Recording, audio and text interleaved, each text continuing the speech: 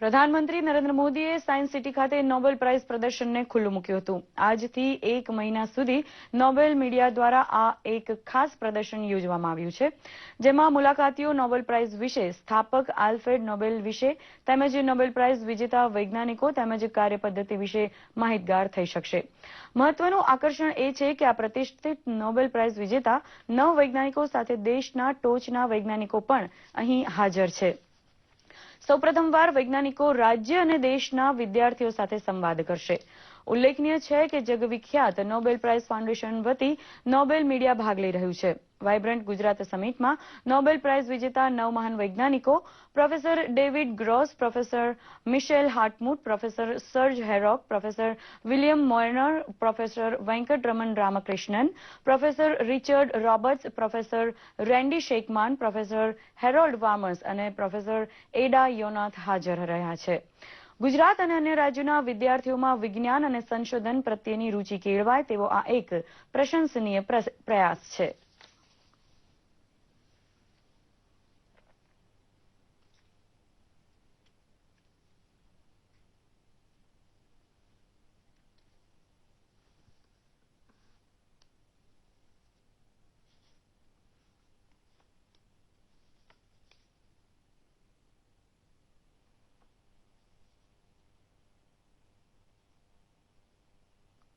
Today, we are making history by having a galaxy of Nobel laureates in Gujarat.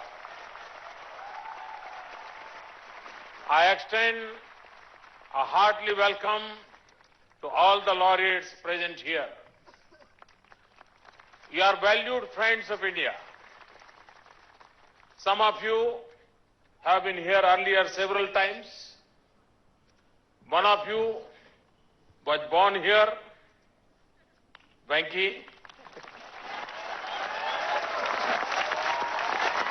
and actually grew up in Vadodara. I'm delighted to see so many of our young students here today.